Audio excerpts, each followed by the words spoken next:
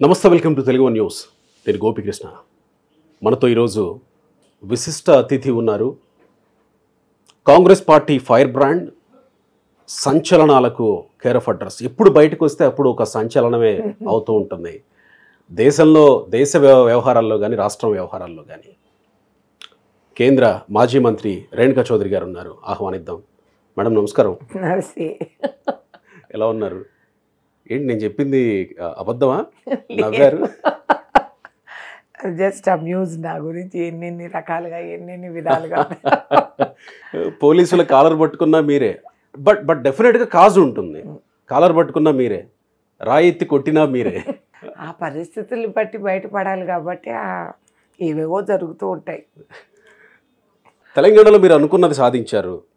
గట్టిగా ఛాలెంజ్ చేసి మరి ఒక రకంగా ఇంకొక భాషలో చెప్పాలంటే తొడగొట్టి మరి, అంటే మీరు కొట్టలేదు కానీ ఖమ్మం నడిబొడ్డులో నిలబడి గెలిపించుకొని వచ్చారు. ఈ గెలిపించిన తర్వాత ఈ 50 రోజుల పాలనలో మీరు కాంగ్రెస్ పార్టీకి ఇచ్చే మార్కులు ఎన్ని? మీరు అనుకున్న దిశగా వెళుతుంది అని అనుకుంటున్నారా? ఏమంటే దీంట్లో ఇప్పుడు మొదలెట్టి 3 నెలలు కూడా కాల. ఎగ్జాక్ట్లీ, అందుకే నేను అన్నాను. అందుకే ఐ థింక్ పునాదులు కరెక్ట్గా ఉన్నాయి. అండ్ ఈ సుమారు 40 రోజులు పరిపాలనలో I will give 10 out of 10. ఎందుకంటే అనుకున్న రీతి కంటే ఎక్కువగా డెలివరీస్ జరుగుతున్నాయి. Cabinet is working. ప్రజలు ఆర్ హ్యాపీ. ఒక రకమైన స్వేచ్ఛ అనుభవిస్తున్నారు. అసలు ఒక ప్రజాస్వామ్యం మళ్ళీ వికసిస్తుంది అనే ఒక ఫీలింగ్ ప్రజల్లో వచ్చింది. అండ్ అది క్వైట్ అమేజింగ్. ఎందుకంటే ఆ భయ, ఆందోళన, అన్యాయం అని జరుగుతూ ఉంది అని అందరం చర్చించుకున్నాం కానీ దాని ప్రభావం ఏంటి అనేది గ్రహించలేదు బీఆర్ఎస్.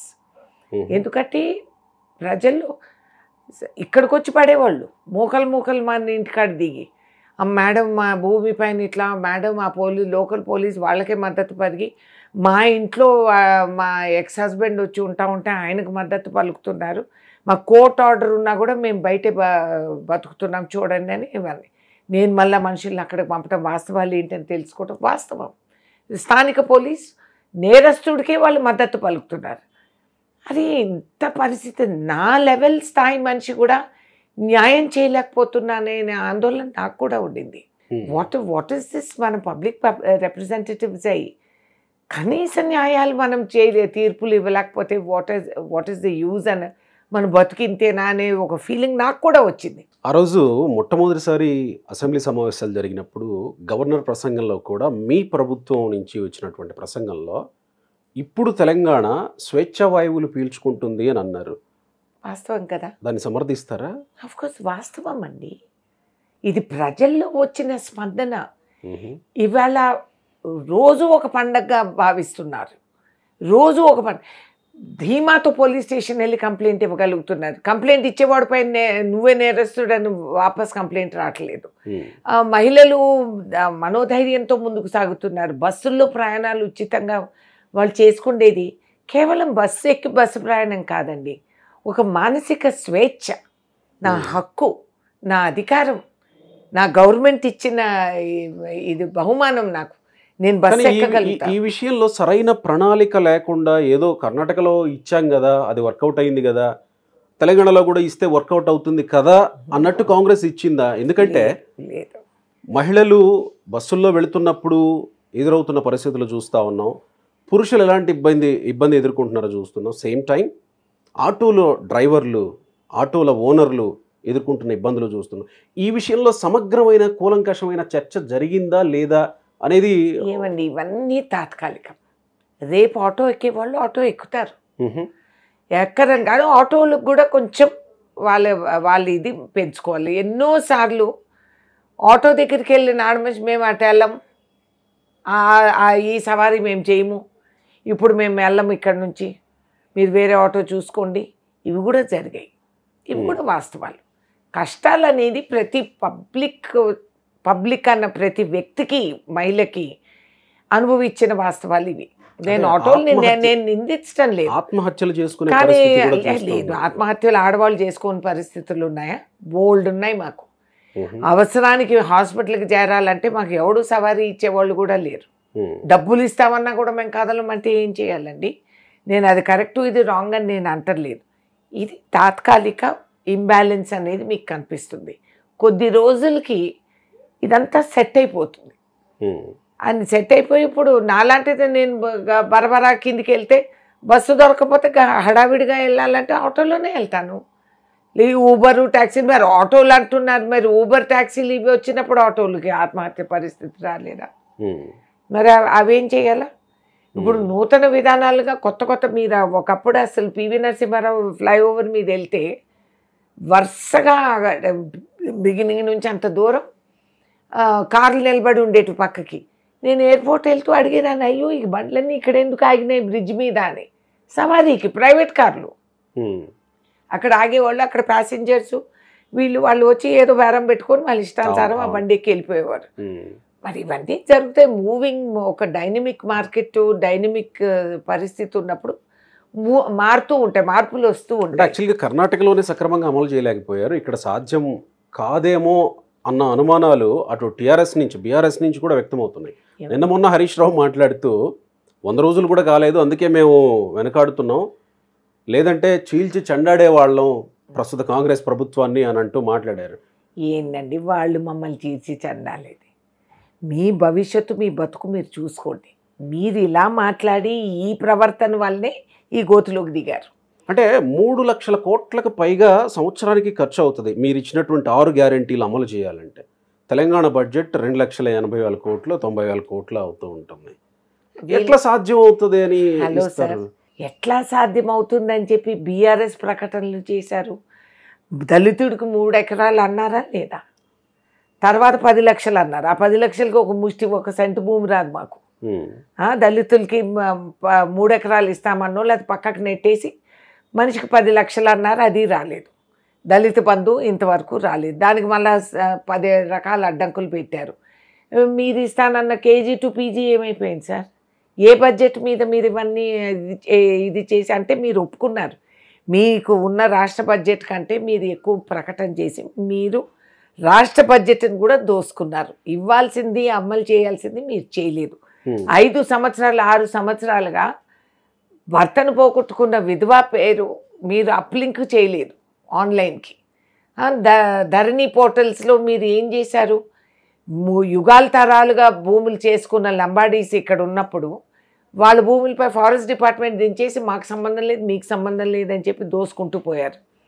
ఈ విధంగా ఇన్ని అరాచకాలకు గురైన ఈ రాష్ట్రం మీరు డబ్బులు ఎక్కడి నుంచి తీసుకొచ్చి పెట్టారు? ఏం బడ్జెట్ చూసి మీరు ఇవన్నీ ప్రకటనలు చేశారు? కానీ ఇప్పుడు ప్రతిపక్షంలో వాళ్ళని విమర్శించడమేనా, లేకపోతే మీ దగ్గర సమగ్ర ప్రణాళిక ఏమన్నా ఉందా ఇవన్నీ చేయడానికి? అంత తెలివి తక్కువగా వీళ్ళందరికంటే మాకు 100 సంవత్సరాలు ఎక్కువ అనుభవం ఉన్న పార్టీ ఇది. అండ్ మా దగ్గర ఉన్న టాలెంట్ పూల్ వీళ్ళ మొహాలకి ఏం తెలుసు?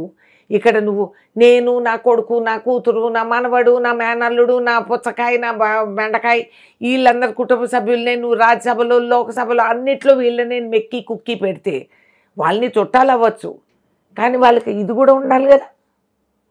అది లేని పక్షాన్ని నువ్వు గోతులోకి దిగావు. ఇది నీ టాలెంట్ పూలు. మా దగ్గర అందరూ. ఫార్మాసిటీ విషయంలో మెట్రో అలైన్మెంట్ మార్పు విషయంలో శంషాబాద్ వరకు మెట్రో వీటన్నిటి విషయంలో చాలా కీలకమైనటువంటి విషయాలు ఇవి.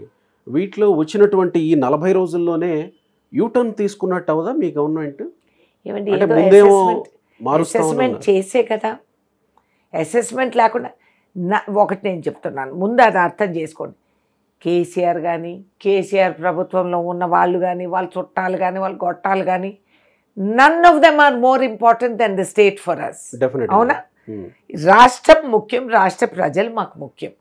కాబట్టి వీళ్ళపైన కక్షతోనో వీళ్ళు తీసుకున్న నిర్ణయానికి మేము యూటర్న్ చేయటమో మేము చెయ్యం. ఎందుకంటే మాకు టైం లేదు.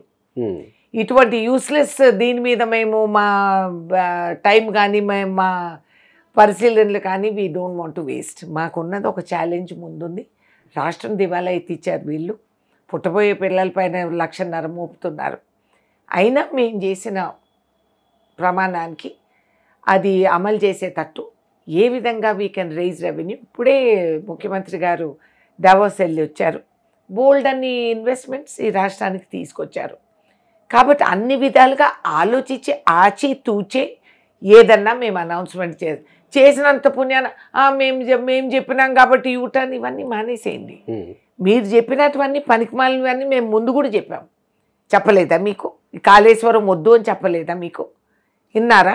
మీరు ఫామ్ హౌజులు కట్టుకొని దాని ముందు మీకు ఈశాని మూలకి నీళ్లు ఉండాలని చెప్పి ఆర్టిఫిషియల్గా నువ్వు ఒక రిజర్వాయర్ ఆడ కట్టేసి ఆ గ్రామస్తులందరికీ ముంచేసి వాళ్ళకి అసలు రావాల్సిన నిధులు కూడా ఇవ్వకుండా ఆర్ఎన్ఆర్ లేకుండా 2 సంవత్సరాలు 4 సంవత్సరాల నుంచి వాళ్ళు టిన్ను షెడ్లలో బతుకుతూ ఉండేది వాస్తవం కాదా? నువ్వు వాళ్ళు గ్రామస్తులది భూమి తీసుకొని స్వాధీనం చేసుకొని మీరు అది అక్కడ మీరు రిజర్వాయర్ కట్టేస్తే అది ఈశాన్ మూల అయిపోతుందా? నీళ్ళు వస్తాయి. ఇవన్నీ పిచ్చి. నువ్వు ఎవరయ్యా బాబు? అసలు ముందు ఆయనకి జోషన్ చెప్పినోడు ముందు వాడిని షూట్ చేయండి. సెక్రటేరియట్ వాస్తు బాగాలేదు. సో ఈ విధంగా వీఆర్ నాట్ దే టు వాళ్ళ గురించి మేము మాట్లాడేదానికి మాకు టైం కూడా లేదండి. టైం వేస్ట్ అనేది అనిపిస్తుంది. మేము చేసేది రాష్ట్ర ప్రగతి కోసం. అండ్ కొన్ని కఠినమైన స్టెప్స్ తీసుకోవాలి, కొన్ని కరెక్ట్ స్టెప్స్ తీసుకోవాలి. We will do it. చేసి చూపిస్తాం. చేయకముందే వీళ్ళంతా ఇట్లా మాట్లాడుతూ ఉంటే రాబోయే లోక్సభలో ఇంకా తుడుచుకుపోతారు. నేను జోషిని చెప్తున్నా. I'm better. సెక్రటేరియట్ వాస్తు బాగాలేదు, నీ మొహం వాస్తు బాగాలేకపోతే ఎవడేం చేయగలుగుతాడు? పరామర్శించే ప్రయత్నం ఏం చేయలేదా మీరు? నేను వెళ్ళి పలకరించాను, వెళ్ళాను హాస్పిటల్. అట్లా వాటిల్లో మాకు ఏది ఇది రాదండి. ఆఫ్టర్ ఆల్ ఒక వ్యక్తి he has been chief minister. అన్నీ చెడు చేశాడని నేను అన్ను. ఆయన చేసిన మంచి కూడా ఉంది. కాకపోతే ఆయన ఎక్కడో ఈ లాస్ డైరెక్షన్. అసలు రాష్ట్రం ఏమైపోతుంది? నిజాలు తెలుసుకోలేదా? తెలియక చేశారా? అంత తెలివి తక్కువ వాళ్ళని నేను అనుకోలేదు ఆయన. కానీ నిజంగానే తెలివి తక్కువ ప్రవర్తన లాస్ట్కి. ఆ last 5 years was non sense. అంత ఓపెన్గా, అంత నిర్మోహమాటంగా ఇన్ యువర్ ఫేస్ కరప్షన్ జరుగుతూ ఉంటే కళ్ళు మూసుకొని కూర్చుంటే ఎట్లా బా? పాలు తాగుతా కళ్ళు మూసుకుంటే అయిపోయిందా? కానీ ఈ ప్రభుత్వం ఎక్కువ కాలం కొనసాగే అవకాశం లేదేమో అన్న అనుమానాలు వాళ్లే వెలిబుచ్చుతున్నారు కదా. వాళ్ళే కడియం శ్రీహరి లాంటి వాళ్ళు. ఇంకెవరు చెప్తారు? వాళ్ళే అంటే వాళ్ళు కోరుతున్నారు. అంటే బొటాబొటి మెజారిటీ తోటి వచ్చింది కాబట్టి అంటే ఇంకేమైనా ప్రయత్నాలు జరుగుతాయా? వాళ్ళ ప్రయత్నాలు జరిగితే మావి జరగవా? అంత తెలివి తక్కువగా మేము ఎక్కడ కూర్చోలేదు. జరుగుతున్నాయా? ఏమి చేయనక్కర్లేదు. అవసరానికి చూస్తాము. ఇప్పుడు ఇక్కడ నుంచి దాటిపోయే సన్యాసి ఎవరూ లేరు. ఎందుకంటే ఇక్కడే బాగుంది. ఇక్కడి నుంచి దాటిపోయే వాళ్ళని సన్యాసులు అన్నారు. రేపు మీ దగ్గరకు వచ్చే వాళ్ళు కూడా అంతే అవుతారా? వాళ్ళు మహా సన్యాసులు కాబట్టి వాళ్ళు ఆలోచిస్తారు. వాళ్ళు దుర్మార్గులు కాబట్టి పార్టీ ఓడిపోయిన తక్షణం జంపింగ్ చేస్తామని అనుకున్న వాళ్ళకి ఒక క్యారెక్టర్ ఉన్నట్ట. మా దగ్గర మా దగ్గర నుంచి వెళ్ళిపోయిన వాళ్ళు ఉన్నారు కదండి. వెళ్ళిన వాళ్ళే తిరిగి వస్తారు. గారు వాప్సీ ఏముంది? మరి ఇప్పుడు వాళ్ళు రమ్మంటారా వద్దంటారా? ఏమి ఎవరిని ఏం పిలవనక్కర్లేదు సార్. ఎవరు అవసరానికి వాళ్ళు ఆ రూపం ఎత్తుతారు. చూస్తాం. Let us see. రాబోయే పార్లమెంట్ ఎలక్షన్స్ గురించి ఖమ్మం సీటు ఎందుకు అంత హాట్ అవుతుంది? ఎందుకంటే నిర్మోహమాటంగా మేము 9 సీట్లు గెలిచి వచ్చాము. అన్ని సీట్లలో మెజారిటీ. ఆడ సుమారు 2.5 లక్షలు లీడ్ ఉంది. అందుకని అందరూ ఆశిస్తారు. తప్పేంటి? అందరూ కోరతారు. ఇక్కడైతే ఈజీగా. అక్కడి నుంచి ఆశించడానికి ఎవరికి అర్హతలు ఎక్కువగా ఉన్నాయి? అర్హత అనేది ప్రజాస్వామ్యంలో అందరికీ ఉంటుందండి. అందరూ కోరే వాళ్ళందరికీ అవకాశం ఉంటుంది. ఎందుకంటే that is the way of democracy. సరిపోని మీరు చెప్పండి మీ మాటల్లో ఎవరు పోటీ చేయబోతున్నారు? సోనియా గాంధీ గారు? నా కోరిక సోనియా గాంధీ. నాదే కాదు, మా లక్షలాది మంది కాంగ్రెస్ కార్యకర్తలు న్యాయంగా మేము అడిగే హక్కు మాకుంది. ఎందుకంటే 10 సంవత్సరాలుగా ఎదురు చూసిన అవకాశం ఇది. 10 సంవత్సరాలుగా లాస్ట్ 2 ఎలక్షన్స్లో కూడా రాష్ట్ర వ్యాప్తంగా రిజల్ట్ వేరేగా వచ్చిన ఖమ్మం జిల్లాలో మేము కాంగ్రెస్ జిల్లా అనేది నిలబెట్టుకున్నాం. అదే నినాదంపై మేము 10 సంవత్సరాలు ఎన్ని అరాచకాలకు మేము గురయ్యామో. అక్కడ ఉన్న స్థానిక మంత్రి అంత దుర్మార్గం చేస్తూ ఉంటే, ఆయన అంత దుష్టుడు. ఆ కేటీఆర్తో బిజినెస్ సంబంధాలు ఉన్నాయి కాబట్టి తండ్రి కొడుకు అటు వారిని చూడకుండా ఆయన వల్లనే పోయారు. అక్కడ ఖమ్మం జిల్లాలో కేటీఆర్ కేసీఆర్ ఈ దుష్టుడిని సహకరించి వాటితో పాటు బిజినెస్లు ఉన్నాయని ఏ యాక్షన్ తీసుకోకుండా కేవలం ఒక వ్యక్తికి మేము థ్యాంక్స్ చెప్తున్నాం, పువ్వాడ అజయ్కి. We're thankful to him. వాడు చేసిన దౌర్భాగ్యం, దౌర్జన్యం, దుర్మార్గం వల్ల మా పైన ప్రేమ కంటే ఆయన మీద ద్వేషం ఎక్కువ. మేము మీ మీద ప్రేమ ఏమో అనుకుంటున్నాం. పొంగులేటి శ్రీనివాసరెడ్డి గారు, తుమ్మల నాగేశ్వరరావు గారు, మీరంతా ఉన్నారు కదా సీనియర్ నాయకులు, మీ మీద ప్రేమ ఏమో అనుకుంటున్నాం. ఆ ప్రేమ ఎలాగూ ఉంటుంది, అది ఎక్కడా పోలేదు. 10 సంవత్సరాల నుంచి ఉన్న ప్రేమే కదా. అందుకే మేము కాంగ్రెస్ జిల్లా, ఖమ్మం జిల్లా కాంగ్రెస్ జిల్లా వేసే నినాదాలకి. కానీ ఈసారి ఆ బహుమతి మాకు రావటం వల్ల is thanks to Puvvada Ajay. ఎందుకు సోనియా గాంధీ గారిని ఇక్కడ పోటీ చేయించాలన్న ఆలోచనకి ఎందుకు వస్తుంది? ఆవిడ ఎక్కడో ఒక చోట నుంచి చేయాలి కదండి, చేయాలి, లోక్సభకి చేస్తారు. Why not from here, why not? Telangana ఇచ్చింది సోనియా గాంధీ గారు. తెలంగాణ ఇచ్చిందే కాక ఆవిడ పార్టీ నష్టపోయినా పర్వాలేదని తెగించి తెలంగాణ జనాభాకి ఇచ్చారు. ఇచ్చి 2 సార్లు మేము కాంగ్రెస్ పార్టీగా మేము ఆమెను ఫెయిల్ అయినాం. మేము మా సంఖ్య సరిదిద్దుకోలేక మేము గెలవలేదు 2 సార్లు ఎక్కడ గెలవకపోయినా ఖమ్మం జిల్లాలో కాంగ్రెస్ జెండా ఎగురుతానే ఉంది, రెపరెపలు ఆడుతూనే ఉంది. పోయినసారి ఆ దుర్మార్గానికి కూడా వీళ్ళు లొంగారు. మా దగ్గర 6 ఎమ్మెల్యేస్ తీసుకెళ్ళిపోయారు, మాకు 6 ఎమ్మెల్యేస్ లేరు. అయినా కూడా పోయిన ఎలక్షన్లో కూడా 4.5 లక్ష ఓట్లు దమ్మిడి పైసా మేము పంచకుండా వాళ్ళు అభ్యర్థులు నిలబెట్టుకున్నారంటే మామూలు మాట కాదు. కాబట్టి మా హక్కు, ఖమ్మం జిల్లా కాంగ్రెస్ కార్యకర్తల హక్కు. సోనియా గాంధీ గారు ఆమె తెలంగాణ ఇచ్చింది. Why she should not own Telangana? She should own Telangana. Sonia Gandhi గారు పోటీ చేస్తా అంటే రేణుకా చౌదరి గారు త్యాగం చేయడానికి సిద్ధమేనా? నేను చేసే త్యాగం ఏంటి, అంతా ఆవిడదే. ఆవిడ మాకు పెట్టే భిక్షం ఏదన్నా టికెటో సీటో, అంతేగాని నేను చేసే త్యాగం ఏంటి? మీరు అసెంబ్లీకి పోటీ చేయకుండా ఎంపీ ఎలక్షన్స్ లో పోటీ చేయాలని నాకు అసెంబ్లీకే అధిష్టానం అనలేదు పోటీ చేయమని, నాకు చెప్పలేదు. పార్లమెంట్కి ఏం చెప్తారో నాకు తెలియదు, చెప్తారు టైం వచ్చినప్పుడు చెప్తారు. కానీ మీరైతే సిద్ధంగా ఉన్నారు పోటీ చేయడానికి. మేము సైనికులమి, మేము ఇప్పుడు సిద్ధంగా లేకపోతే ఆఖరి నిమిషంలో సిద్ధమయ్యేదా? కానీ కొంతమంది ఎవరైతే అక్కడ టికెట్ ఆశిస్తున్న వాళ్ళు ఉన్నారో, నిన్న రాహుల్ గాంధీని అసోంలో గుడిలోకి రానివ్వకుండా అడ్డుకున్నందుకు నిరసనగా టికెట్ ఆశిస్తున్న వ్యక్తులు వెళ్ళి నిన్న ఖమ్మంలో నిరసనలు చేస్తా ఉన్నారు. మేము ఇక్కడ చేసాం హైదరాబాద్లో, మీరు ఇక్కడ చేశారు. ఇక్కడ వ్యక్తులు వెళ్ళి అక్కడ చేస్తున్నారు. ఇవన్నీ రాజకీయ డ్రామాలు, సహజమే కదా. అవకాశవాదులు అన్నీ చూసుకుంటారు. అక్కడ వెళ్ళి నిరసన చెప్పినంత మాత్రాన నీకు టికెట్ వస్తుందా? చెయ్యి, నువ్వు కాంగ్రెస్ వాడు కాబట్టి కాంగ్రెస్ వాది చెయ్యి, ఇవన్నీ చేయాల్సిందే. రేణుకా చౌదరి గారే ధీమాగా ఉన్నారా? లోకల్ తర్వాత కాంగ్రెస్ అధిష్టానంతో ఉన్నటువంటి పరిచయం, అధిష్టానంతో పరిచయాలు కాదు, వాస్తవాలు మాట్లాడుకుందాం. ఎవరికైనా హక్కు ఉంది అని అంటే అది నాకే, అవునా కాదా? గెలిచినా ఓడినా నేను ఖమ్మం జిల్లాను వదలలేదు, వదలకుండా అక్కడ ప్రగతి కోసం రిటైర్ అయినాక కూడా నేను ఎన్నో చేసి పెట్టాను. వైరాలో ఉన్న టీచింగ్ సెంటర్ ఫర్ రైతులు ఇవన్నీ నేను ఏర్పాటు చేసినవి. జిల్లా అభివృద్ధి కోసం పాల్గొన్నాను. నన్ను ఖమ్మం జిల్లా ఆడబిడ్డని అన్ని పార్టీ వర్గాలు నన్ను ఆడబిడ్డగానే పరిచయాలు చేస్తారు. ఆ అన్యోన్యత, ఆ అనుబంధం శాశ్వతం. హక్కు నాకు, నేను అడిగే దాంట్లో తప్పు లేదు అనేది ఎవరు కూడా ఒబ్జెక్షన్ చెప్పలేరు. ఇంకా కొత్త కొత్త స్టార్లు వీళ్ళు వాళ్ళు వస్తున్నారు, వాళ్ళు కోరతారు, దాంట్లో కూడా తప్పు లేదు. Because that is democracy. ఎవరు ఏది డిసైడ్ చేస్తారో అది అధిష్టానం అప్పుడు చూస్తారు. సో ఇక్కడ గ్రూపులు అట్లా ఏం లేవు. మళ్ళీ కాంగ్రెస్ అధిష్టానం ఆదేశిస్తే కలిసి పనిచేస్తారు, చచ్చినట్టు నో తేడా దాంట్లో. అలా చేయబట్టి రాష్ట్రంలో మేము వచ్చాం. అందరం కలిసికట్టుగా విభేదాలన్నీ పక్కకు పెట్టి జమ్మని అందరూ ఒక్కటయ్యేటప్పటికి కాంగ్రెస్ గెలిచింది. ఎగ్జాక్ట్లీ.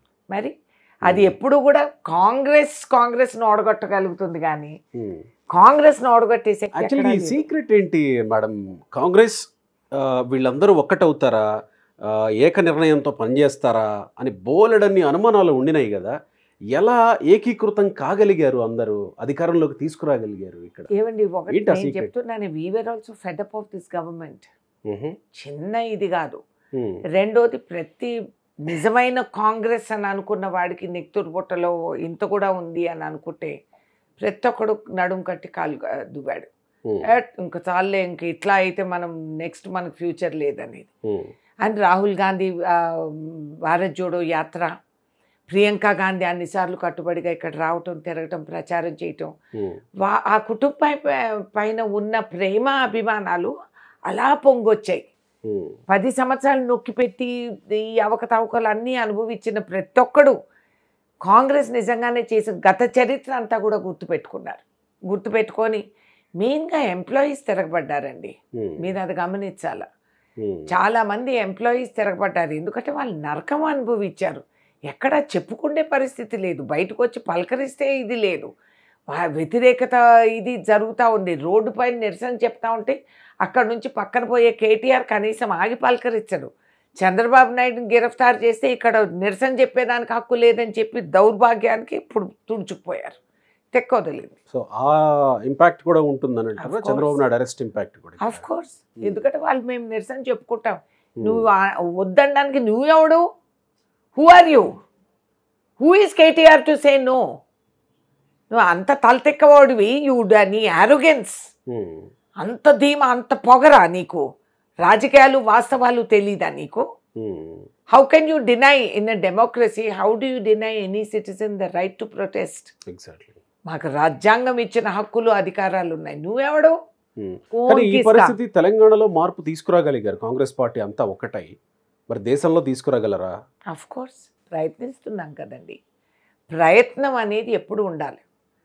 కాబట్టి దానికి ఆ ప్రయత్నానికి పునాదులు వేస్తున్నాము. ఉమ్. భవిష్యత్తులో ఏమవుతుంది చూద్దాం. గత ఎన్నికల్లో 303 సీట్లు బీజేపీ అవుట్రైట్గా సాధించింది. ఈసారి రామ జన్మభూమి లాంటి వివాదాస్పద అంశాలను కూడా పరిష్కరించుకొని ఒక అద్భుతమైనటువంటి వేడుక నిన్న చూసాం మనం. ఏం వేడుకండి! ఒక దేశ ప్రధానమంత్రి ఎవరికైతే ఏ కులము మతము వ్యతిరేకంగా ఉండకూడదు, అందరినీ ఆయన ఆశించి కాపాడాల్సిన వ్యక్తి, ఒక హిందూ ధర్మానికి ప్రత్యేకంగా ఆయన వెళ్ళి గుడి చేస్తాడా? గుడి ఎక్కడ అంటే ఇటాలియన్ ప్రైమ్ మినిస్టర్ వెళ్ళి రోమ్లో పోపు జాగాలో ఆయన కూర్చుంటారా? చెప్పండి మీరు. ఈ విధంగా చేయగలుగుతామా? శ్రీలంకలో, బంగ్లాదేశ్లో వాళ్ళు ప్రైమ్ మినిస్టర్లు వెళ్ళి గుళ్ళు, దేవాలయాలు వాళ్ళు చేస్తారా? ఆయన పరిక్రమ, ఆయన పూజ, ఆయన ఒక పూట భోజనం, ఇవన్నీ ఏంటి? What is this? What is this? Ayodhya వారి రాములు వారికి నువ్వు ఆయనను కించపరిచినావు అదే విధానం. కానీ మేము లేమా? భద్రాచలం రాములు వారు మాకున్నారు.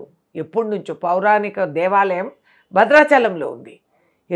భక్త రామదాసు అసలు తెలంగాణకి రంగు, రూపు, గుర్తింపు ఉండేదే ఇక్కడ భద్రాద్రి రాములు వారు. మరి పిఎం గారు అక్కడ తిరిగారు, ఇక్కడ తిరిగారు, తమిళనాడు వెళ్ళారు. ఓహో, ఆయన భక్తి అంతా చూపించేశారు. ఇక్కడికి రాలేదే. భద్రాద్రి రాములు వారు లెక్కలోకి రారా? సీతమ్మని పర్సనసాల్లో పెట్టిన వాస్తవాలు తెలీదా? I don't like notifying Ramji and putting him into ballot Narendra Modi ప్రాణ ప్రతిష్ఠ కార్యక్రమంలో ప్రాముఖ్యులు కాబట్టి కాంగ్రెస్ పార్టీ వెళ్ళకూడదని లేదు మేము అనుకోలేదు. కానీ శంకరాచార్యులు ఎవరైతే ఈ హైందవ ధర్మానికి దిశా దారి చూపిస్తారో, పుట్టుక నుంచి సావుకాడు వరకు వారు చెప్పిన విధానాలు అవలంబిస్తాం హిందువులుగా. కానీ ఇప్పుడు బీజేపీ ఈ విషయాన్ని ఎన్నికల్లో కూడా ప్రచారం చేసుకునే అవకాశం ఉంటుంది కదా. ఎందుకంటే దేశం తగలబడిపోతుంది అనుకునే పరిస్థితుల నుంచి ప్రశాంతంగా ఆధ్యాత్మిక చింతనలో దేశం మొత్తాన్ని ఉంచగలిగామని నిన్న నరేంద్ర మోడీ ప్రసంగించారు. ఎక్కడి నుంచి ఆయన ప్రసంగిస్తే ఏమవుతుందండి? అంటే అలాంటి వివాదాలని కూడా పరిష్కరిస్తూ వచ్చారు కదా. దేశం అటువైపు చూసే అవకాశం. ఇవన్నీ తాత్కాలిక భ్రమలు. భవిష్యత్తులో మీరు చూస్తారు. This is wrong. జరిగింది తప్పు. నేను కాంగ్రెస్ మనిషిగా నేను మాట్లాడటం లేదు ఈ విషయం పైన. నేను ఒక హిందూ మహిళగా నేను మాట్లాడుతున్నాను. నా మతాన్ని మీరు వేలం పట్టొద్దండి ప్లీజ్. ఇది నా రిక్వెస్ట్. నేను నమ్ముకున్న మతాన్ని మీరు దురుపయోగం చేసుకొని కేవలం మీరే దాంట్లో ప్రముఖులు అని చెప్పి మీరు చెప్పుకొని మీకున్న అండబలం, అధికార బలంని మీరు పెట్టుకొని ప్రచారం చేసి హిందూ ధర్మానికి రాముల వారి గుడి ఇక్కడ లేదా? గతంలో ఎక్కడా లేదా? మన హిందూ ధర్మంలో నేను వైష్ణవ అవతారాలని అందరినీ నేను పూజిస్తాను. ఆ అమ్మవారిని మేము పూజిస్తాము. కాబట్టి ఇప్పుడు ఏంటి? నేనేమనుకోవాలి? ఒక హిందూ ధర్మ నేను అయోధ్య రాముల వారి దగ్గరికి వెళ్ళకపోతే నేను హిందువుని కాదా? దేశద్రోహిన? శంకరాచార్యులు వాళ్ళ ఆదేశాలు కూడా పనికిరాలేదా? నా కాంట్రవర్సీ అక్కడ. శంకరాచార్యులు వారే ఇది తప్పు, విగ్రహ ప్రస్తావన చేయటం బిఫోర్ కంప్లీషన్ ఆఫ్ టెంపుల్ పద్ధతి కాదు అని చెప్పారు. లేదా మనం ఒక నిర్ణయం తీసుకోండి, అక్కర్లేదు బ్రాహ్మణులు ఎవరో అక్కర్లేదు, శంకరాచార్యులు ఎవరో అక్కర్లేదు, రాజకీయాలే వాస్తవాలు, లెట్ గవర్నమెంట్ డిసైడ్. ఇంకా వీళ్ళందరూ రాజకీయమే కనపడుతుంది అక్కడ. మీకు ఏం కనిపిస్తూ ఉందండి? మీకేం కనిపిస్తూ ఉంది? నరేంద్ర మోదీ గారు ఎవరు? ఎవరు ఇట్లాంటి పండగలకి ఇటువంటి దీనికి భార్యాభర్తలు కూర్చుంటారు. ఏది పద్ధతి కూడా మనకి అవలంబించదు, ఇది లేదు అనుకుంటే మీ ఇష్టం. ఇంకా మీ ఇష్టానుసారం మీరు చేసుకున్నారు, ఓకే, మంచి పబ్లిసిటీ దొరికింది, వెరీ గుడ్. యావత్ ప్రపంచం చూసింది శ్రీరాములు వారు ఎవరు అనేది వాళ్ళందరికీ ఇప్పుడు అర్థమవుతుంది, ఎక్సలెంట్. అది ఏ జన్మలోనో రాములు వారు ఈయనకు పెట్టిన ఇది, he had to do it, ఆయన భాగ్యం అది చేశారు, ఓకే. భార్యాభర్తలు కూర్చుంటారు ఏ కార్యక్రమంలోనైనా. అవును, అది కరెక్ట్. మీరు బ్యాచులర్ అన్నా ఉండాలా, అది మాకు నేర్పించిన విధానాలు సార్. ఏ యజ్ఞానికి పూజకి పునస్కారానికి ఇది భార్యాభర్తలుగా ఉంటే జంటలు కూర్చోవాలి. లేదా నువ్వు విధవా స్త్రీయో లేకపోతే నువ్వు విధవా పురుషుడో దానికి వేరే విధానాలు ఉంటాయి. నువ్వు సింగిల్ వివాహమే చేసుకోలేదు, దానికి వేరే విధానాలు ఉంటాయి. మరి ఇవి నాకు తెలియదులే, నేను బార్డర్ లైన్ హిందూ కదా, మాకు ఇంకా బీజేపీ సర్టిఫికెట్ ఇవ్వాల. మరి జగన్మోహన్ రెడ్డి కూడా ఇప్పుడు పండగలకి సతీమణిని వెంట పెట్టుకోనో లేకపోతే రాముల వారి దగ్గరకు ఒంటిమిట్టగా. ఆయన హిందూ అని కాదు కదండి, ఈజ్ ఎ క్రిస్టియన్. ఆయన క్రైస్తవ మతం పాటించిన వారు. హిందూయిజం గొప్పతనం అది. ఏది పాటించినా ఏ మతం వాళ్ళు ఉన్నా ముఖ్యమంత్రిగా ఆయన ఉన్న హోదాలో ఆయన వెళ్ళి వస్త్రాలు ఇవ్వాలి. అది ముఖ్యమంత్రికి ఇచ్చిన ప్రొవిజన్. ఆయన భార్య వెళ్తారో వెళ్ళరో అది ఆయన ఇష్టం. It makes no difference. Okay, it makes no difference. కానీ రేపు తిరుపతి గుడిలో ఆయన కూర్చొని ఆయనే పూజలు చేసి ఆయనే పునస్కారాలు చేసి ఆయన గుడి ఎక్స్టెన్షన్ కట్టించి ఆయనదే, అది ఇప్పుడు అయోధ్య రాములని ఎవరు అంటున్నారు? మోదీ రాములు అని అంటున్నారు. అదా మన బిర్లా టెంపుల్ లాగా, పేరే బిర్లా టెంపుల్. బిర్లా టెంపుల్ ఏ స్వాముల వారు ఉంటారు ఎంతమందికి తెలుసు? ఏ స్వాములు వారిని పూజిస్తారు బిర్లా టెంపుల్లో చెప్పండి? కరెక్ట్. మరి ఐడెంటిటీనే తీసేస్తున్నాం. అది పాపం బిర్లా వాళ్ళు కోరింది కాదు, బిర్లా వాళ్ళు మనస్ఫూర్తిగా చేశారు. ఆ పేరు అట్లా వచ్చేసింది బిర్లా టెంపుల్ అని. బిర్లా టెంపుల్ బిర్లా టెంపుల్ అంటాం కానీ వెంకటేశ్వర స్వామి టెంపుల్ శివాలయము అనం కదా. కరెక్ట్. సో అయోధ్య రాముల వారికి అదే పరిస్థితి ఇప్పుడు. ఎందుకు వైఎస్ షర్మిల తెలంగాణలో పార్టీ పెట్టి ఆమె కాంగ్రెస్ పార్టీలో విలీనం అయ్యి తెలంగాణలో కాంగ్రెస్ పార్టీలో విలీనం అవుతా అంటే మీరు అంత తీవ్రంగా వ్యతిరేకించారు, దాన్ని సక్సెస్ అయ్యారు. మళ్ళీ సక్సెస్ ఫెయిలియర్ కాదండి, ఉన్న పరిస్థితుల్ని బట్టి ఇక్కడ ప్రజా సెంటిమెంట్ని చూసి బహుశా ఆమె ఇక్కడ ఆమె విలీనం చేసేదానికి ఆమె పార్టీలో కూడా మాకేమంత స్ట్రెంగ్త్ డెప్త్ కనపడలేదు. అండ్ ఆ పరిస్థితుల్లో ఆ టైంలో ఆ నిర్ణయం అవసరం తీసుకున్నాము, సక్సెస్ అయ్యాము అని. సక్సెస్ ఫెయిలియర్ గురించి మేము ఆలోచించలేదు. కానీ ఈ విషయం మీరు ప్రస్తావించలేదు. జగన్మోహన్ రెడ్డి షర్మిల ఒక బిగ్ స్కెచ్ ఉంది దీని వెనకాల విలీనం చేయడంలో అంటూ ప్రస్తావించారు మీరు 4 నెలల కిందట మీరు మాట్లాడినప్పుడు, ఈ ప్రస్తావన వచ్చినప్పుడు. నేను బిగ్ స్కెచ్ అని అప్పుడు నేను అనింది వేరే విషయంలో, వీళ్ళిద్దరి కోసం కాదు. ఇది అనుమానించేది ఎవరికైనా సహజం. మొన్నటి వరకు బ్రదర్ సిస్టర్ కలిసి ఉండి ఆ కుటుంబం అంతా విజయలక్ష్మి గారు ఇటు అటు నడుపుతా ఉన్నారు రాజకీయాల్లో. ఎంతవరకు ఇది కాదు అనేది మాకు అర్థం కాలేదు. ఇట్స్ ఓకే, ఇవాళ అక్కడ ఆంధ్రాలో అందుకున్నారు. I wish her success. Let us see. అంటే మీ పార్టీలోకి వచ్చారు కాబట్టి కాస్త కూల్గా స్పందించారు. లేదు, కూల్గా స్పందించేది కాదు. ఇప్పుడు అక్కడ అవకాశం ఆ విధంగా వాళ్ళకి అవసరం కనిపించింది. Let us see. ఇంకా రిజల్ట్ చూడలేదు కదా, ఆమె ట్రైలర్ కూడా ఇంతవరకు చూడలేదు. So let us watch. We are wishing. ఆమె వచ్చింది కాబట్టి ఏదో ఒక పని చేసి పెట్టాలి కదా. Let us hope. అమరావతి రైతులు ఎన్నో సంవత్సరాల నుంచి అక్కడ పోరాడుతున్నారు, అంత చేస్తున్నారు, అన్ని కష్టాలకు గురయ్యారు, అన్ని విధాలుగా వాళ్ళని ఏడిపించి అవమానపరిచి ఆడవాళ్ళపైన చేతులు చేసుకొని పోలీస్ ఇబ్బందులతో దౌర్జన్యం చేసి ఏ విధంగా హింసించాలో అన్ని విధాలుగా హింసించారు. మరి ఇదే అన్నయ్య కదా ఈ మీరంటున్న హింసించినటువంటి రాష్ట్రానికి ముఖ్యమంత్రిగా ఉంది. ఆ అన్నయ్యని ఎప్పుడు ప్రశ్నించలేదు కదా. ఇన్నాళ్ళు ప్రశ్నించని షర్మిల గారు వచ్చి ఇప్పుడు కాంగ్రెస్ పార్టీలో చేరారు కాబట్టి ప్రశ్నిస్తే స్వాగతిస్తారా?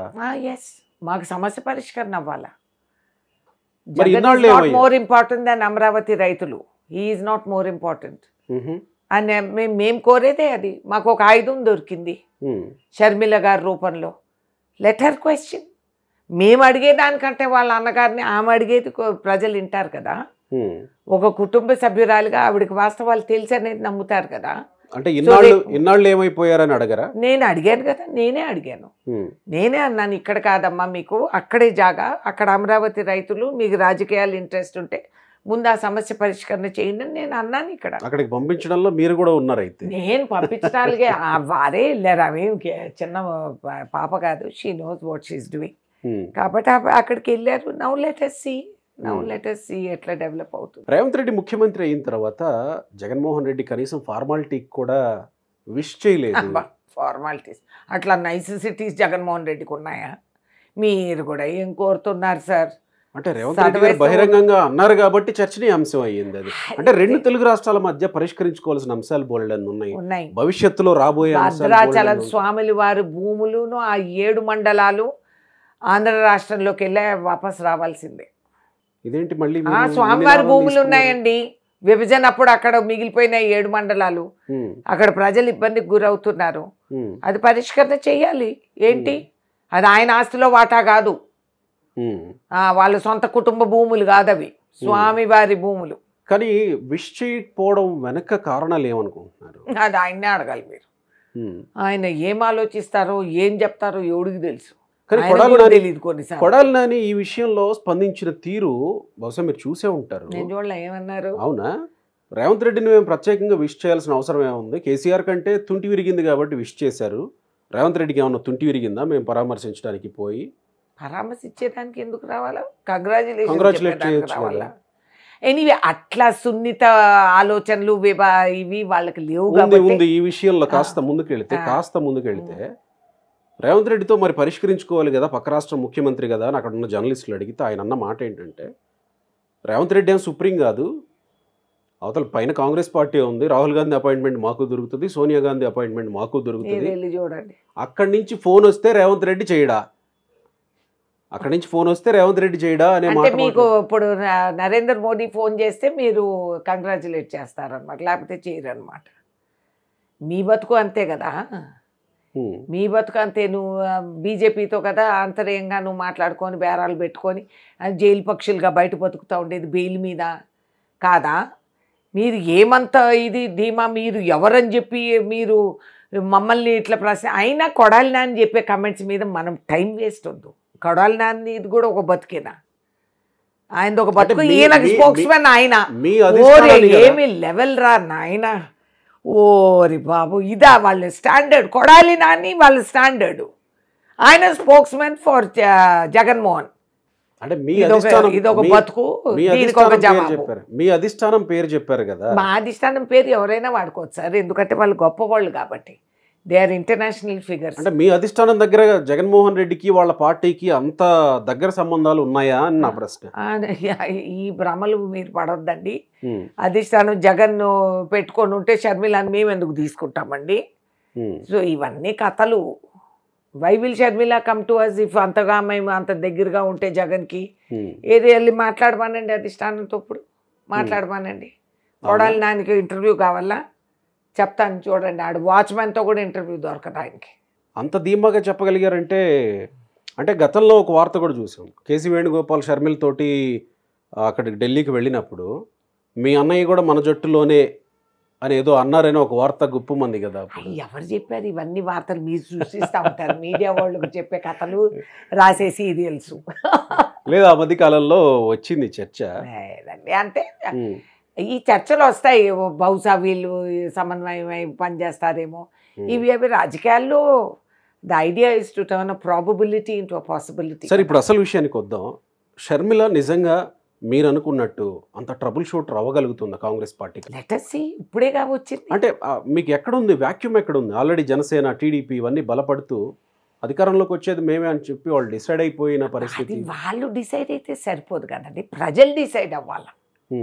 ఇవాళ ప్రజలు ఒక నిర్ణయానికి వచ్చారు, మాకు జగన్మోహన్ వద్దు, ఇది అవ్వల్ నంబర్ ఫ్రాడ్, ఈ చెప్పేది ఒకటి చేసేది ఒకటి, జేబుల్లో కన్నాలు పడిపోయినాయి, బ్యాంకుల్లో అకౌంట్లు వచ్చినాయి అనుకోని మేము మురిసిపోయాం, సంబరపడిపోయాం. కానీ ఇదంతా ఫ్రాడ్, రాష్ట్రం నాశనం అయిపోయింది, నడిచేదానికి రోడ్లు లేవు. ఆడ ప్రతి ఈ దళితులు అని చెప్పి మోసం చేసిన వర్గం కూడా మోసమే అనేది వాళ్ళు గ్రహించారు. ఇది ఇంతవరకు జగనన్న బస్సు, జగనన్న కారు, జగనన్న తిండి, జగనన్న బండి, ఇవన్నీ రోజుకొక ప్రచారం. ఫస్ట్ న్యూస్ పేపర్లో ఫుల్ పేజ్ యాడ్స్ ఇచ్చుకున్నారు. కానీ ఆడు వెళ్ళి చూస్తే అందరికీ అర్థమైపోయింది. అక్కడ వాళ్ళందరూ పనికి ఇక్కడ వస్తున్నారు, తెలంగాణకి ఎందుకు వస్తున్నారు? అక్కడ అంత బంగారంగా ఉండి బ్యాంకుల్లోకి 3,000 రూపాయలు ఉచితంగా నీకు పడతా ఉంటే పనిచేసే అవసరం కూడా లేదని పడుకున్నారా జనం? ఒక టర్మ్ పడుకున్నారు, రెండో టర్మ్ అర్థం చేసుకున్నారు, మూడో టర్మ్ తొలగిస్తున్నారు. Jagan is going. ఎవరికి ఓటేస్తామా అనే దాంట్లో మేము భాగస్వాములు, మేము నిలబడతాం, మేము ప్రచారం చేస్తాం. వాళ్ళకి వాళ్ళు చెప్పుకునేది మేము కూడా చెప్పుకుంటాం, వీఆర్ గోయింగ్ టు విన్ అని. అంటే కాంగ్రెస్ పార్టీ వచ్చి ఎవరిని ఓడిస్తుంది, ఎవరిని గెలిపిస్తుంది అనే చర్చ జరుగుతుంది, కానీ కాంగ్రెస్ పార్టీ గెలుస్తుందా అనే చర్చ జరగట్లేదు. ఎందుకు? అవన్నీ ఇప్పుడేగా మొదలు, ముందుంది ముసళ్ళ పండగ చూస్తాం. అంటే 1% కూడా ఓటింగ్ లేనటువంటి కాంగ్రెస్ పార్టీ ముసళ్ళ పండగ చూపించే పరిస్థితి ఎప్పుడు వస్తుంది? మీరు చూస్తూ ఉండండి. మీరు ఇలాగే అన్నారు తెలంగాణలో కూడా, ఓ టీఆర్ఎస్, ఓ చంద్రశేఖర్ రావు, ఓ కేటీఆర్, ఓ ఇది అది. లేదు బార్డర్ లైన్లో గెలుస్తుంది కాంగ్రెస్, వస్తారా లేదా, ఇక్కడ వీళ్ళు రాకపోతే వాళ్ళతో. ఇవన్నీ స్పెక్యులేషన్. మీ టీఆర్పీ రేటింగ్ నడవాలి కాబట్టి మీరు టీవీలో చర్చలు పెట్టుకున్నారు. ప్రజానాడి మా దగ్గర ఉండింది.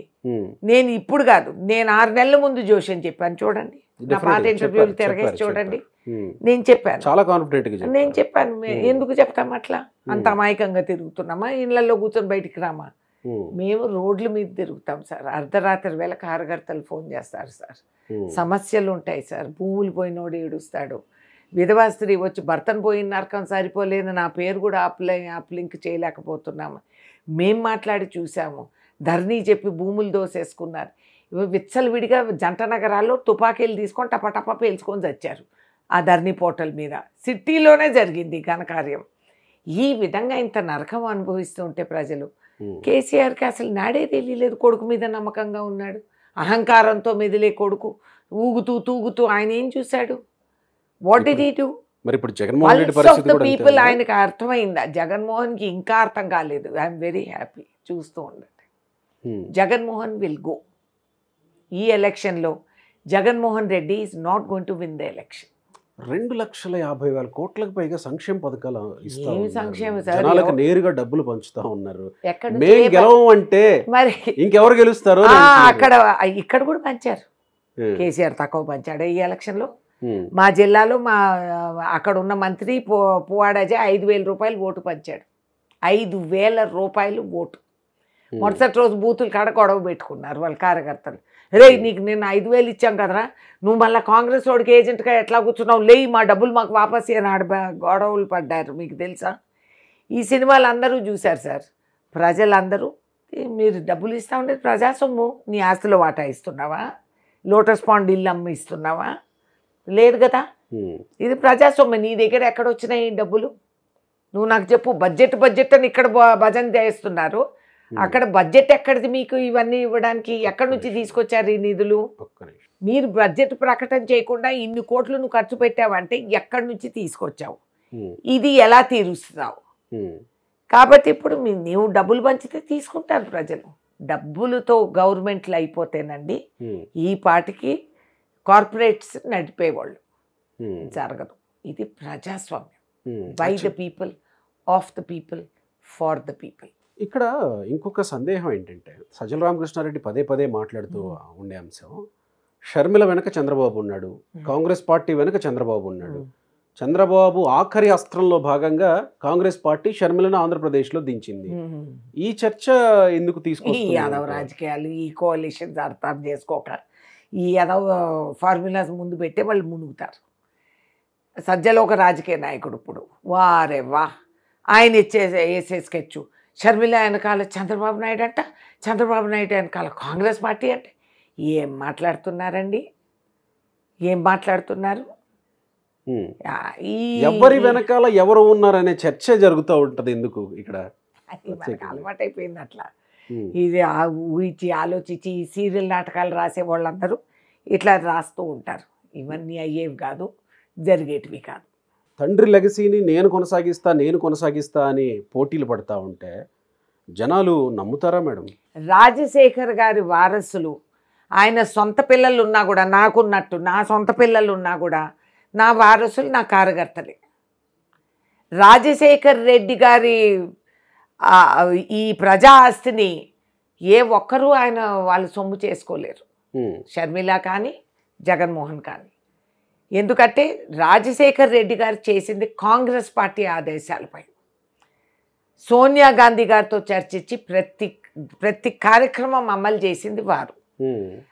వారు అమలు చేసి ఈ రాష్ట్రాన్ని నడిపినప్పుడు ప్రతి కాంగ్రెస్ కార్యకర్త హక్కు ఉంది.